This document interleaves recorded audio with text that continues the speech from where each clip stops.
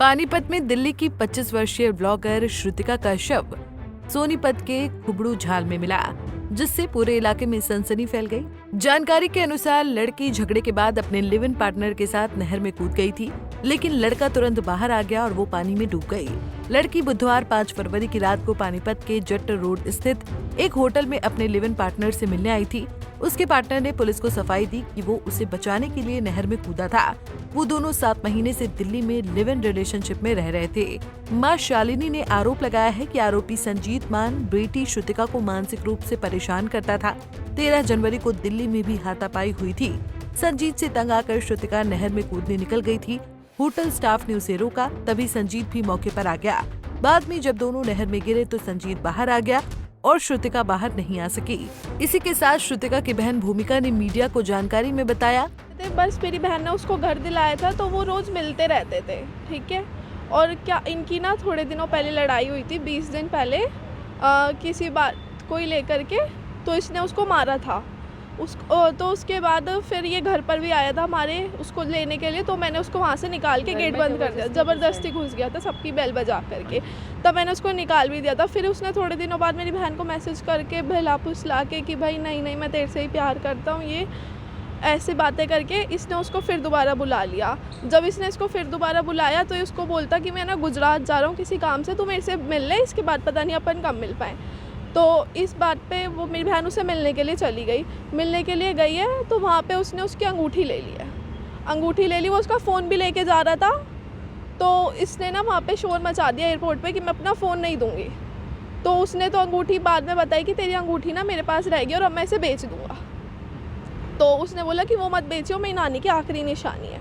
ये बात हुई है। उसके बाद फिर इन दोनों की बात बंद हो गई। फिर इन दोनों की जो गाली गलौज जो भी इसने उसको दिया, इस लड़के ने, इन दोनों की कहा सुनी होती रही। उसके थोड़े दिनों बाद वो अजमेर जा रही थी। अजमेर जाते जाते पूरे टाइम उसको फ़ोन कर रहा, तू मेरे से मिलने आ जा, मैं तेरे से प्यार करता हूँ, मैं आ रहा हूँ ऐसे बोल के उसको पूरा टाइम फ़ोन करता रहा है।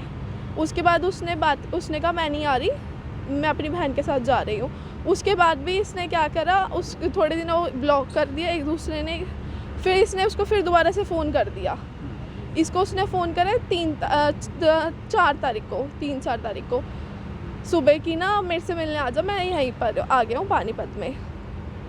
तो उसने उन दोनों की क्या बात हुई, उसके बाद इसने उसको अपनी बातों में बहला करके पानीपत बुला लिया। तो वो मना भी कर रही थी कि मैं नहीं आ रही। फिर इसने उसको बार बार फ़ोन पे फ़ोन करे जा रहा, आजा। तो उसने फिर ये उसके पास चली गई। 6:30 बजे यहाँ से निकल गई थी दिल्ली से, मुझे बता के गई थी और किसी को नहीं, घर पे सिर्फ मुझे पता था। तो उसके बाद ये जब बोलती है कि वहाँ पे 9 बजे मेरे पास उसका फ़ोन आया था किसी घर के काम से, तब मेरी उससे फ़ोन पे बात हुई थी। उसके बाद 11 बजे मेरे पास उसका मैसेज आया है कि इसने मेरी अंगूठी बेच दी है और ना ये बहुत बेकार इंसान है, मेरी से झगड़ा हो रहा है, ऐसे करके उसका मेरे पास मैसेज आया। मैसेज आने के बाद मेरे पास, मैंने उसको, क्योंकि मेरे को वो हमेशा 2 बजे फ़ोन करके बता देती थी कि क्या कंडीशन चल रही है अगर वो जाती थी तो मेरे को उस दिन फ़ोन नहीं आया 2 बजे तक। तो मैंने उसको लास्ट 3 बजे फ़ोन करा, तो 3 बजे मेरे व्हाट्सएप पे मैसेज आया उसके फ़ोन से कि बहन मैं घर आ रही हूँ। मैंने कहा क्यों, लड़ाई हो गई है क्या तेरी?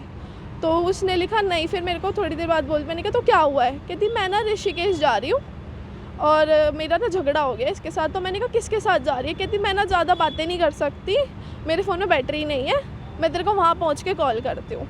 तो मैंने उसको बोला भी फ़ोन तो उठा ले, फिर उसने कुछ नहीं, कहती फ़ोन में बैटरी नहीं है, डेड होने वाला है। मैं ये सोच के शांत हो गई कि ठीक है मेरी बहन जा रही होगी, मुझे फ़ोन कर देगी।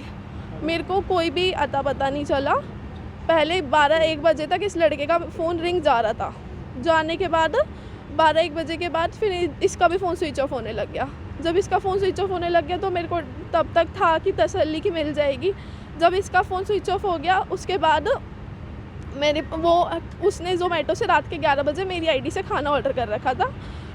तो मेरी आईडी उसके फ़ोन में लॉगिन थी, तो उन्होंने खाना ऑर्डर करा था, तो वहाँ से मेरे पास नोटिफिकेशन आ रखी थी। तो मैंने वहाँ से जा कर के इनके जो भी होटल है उसका एड्रेस निकाला है।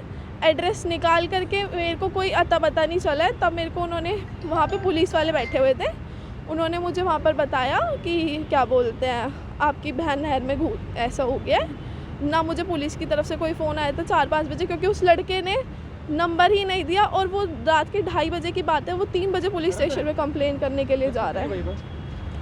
3 बजे जब वो पुलिस स्टेशन में कंप्लेन करने जा रहा है तब वहाँ पे सीन हुई, और उसने तब भी पुलिस वालों को मेरा नंबर नहीं दिया है।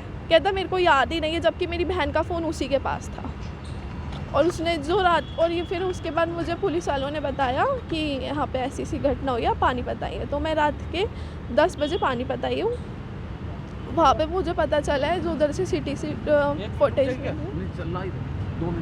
फुटेज मिली है, फुटेज में मेरे को पता चला है कि भाई मतलब कि इन दोनों की कुछ बात हुई है, और जो उस लड़के ने, हमारे को तो अभी पूरी पक्का भी नहीं पता कि यही सीन हुआ है कि नहीं हुआ, बस सीसीटीवी। हाँ, इस लड़के ने मारा है, क्योंकि इस लड़के ने उसके पास बहुत बारी हाथ पैर उठाया भी है, और ये ना उसको बार बार गालियाँ वालियाँ देता रहता था। फिर गाली देने के बाद ना मतलब मेंटली टॉर्चर करता था, उसको बोलता था मैं तेरे से प्यार करता हूँ, थोड़ी देर बाद फिर रोने लग जाएगा एकदम से, फिर एकदम से हाँ इमोशनल मेंटल करेगा, फिर एकदम से गालियाँ देना शुरू कर देगा, उसको कुछ भी बोलना शुरू कर देगा। फिर वो फ़ोन काटेगी तो फिर उसको बोलेगा नहीं मैं तुझसे ही प्यार करता हूँ, तू मेरे से ऐसी हरकतें मत करवा। ये हम ना एक मतलब कि वो लाइक स्ट्रीमिंग एप्लीकेशन यूज़ करती हैं, तो वहीं पर ही उनको वो मिला था। नहीं, पानीपत। बहन क्या करती थी आप? स्ट्रीमिंग एप्लीकेशन लाइव टाइप होता है ना, से बिगो ये सब, इनमें वो लाइव करती थी, स्ट्रीमिंग करती थी। आपका क्या नाम है? मेरा नाम भूमिका है। आपसे बड़ी थी बहन या छोटी? हाँ, मेरे से बड़ी थी। पुलिस से क्या आप कार्रवाई की मांग करते हैं?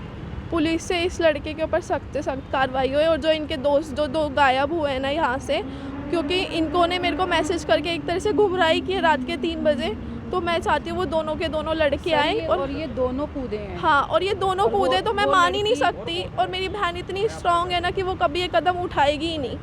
अगर वो ऐसे गुस्से में बोल भी देगी कि मैं कर रही हूँ, बट वो करेगी नहीं। तो आप इसे वन साइडेड लव मानते हैं कि एक तरफा प्यार था ये?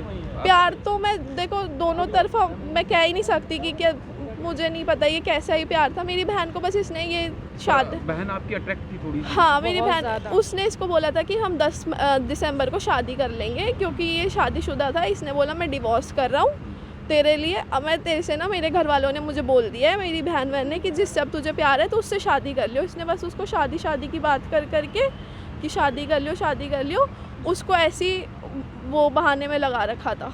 अच्छा, जो आपने बयान दिए हैं, तमाम बयान, आपको हाँ। कोई आपत्ति है मीडिया में दिखाने में? ऐसा कोई दिक्कत नहीं, अपनी मर्जी से दे रहे हैं ना? हाँ, हाँ जी, अपनी मर्जी से दे रहे। कार्रवाई चाहते हैं कि भी? हाँ, बिल्कुल चाहते हैं, क्योंकि चाहिए। हाँ, फिलहाल परिजनों ने मामले की शिकायत पुलिस को दे दी है। शिकायत के आधार पर पुलिस ने आरोपी युवक के खिलाफ बीएनएस की धारा 108 के तहत मामला दर्ज कर लिया है। हमसे जुड़े रहने के लिए हमारे YouTube चैनल को सब्सक्राइब करें और नई वीडियो की नोटिफिकेशन के लिए बेल आइकॉन को दबाएं। अगर आप ये वीडियो Facebook पर देख रहे हैं तो लाइक जरूर करें और ज्यादा से ज्यादा शेयर करें। धन्यवाद।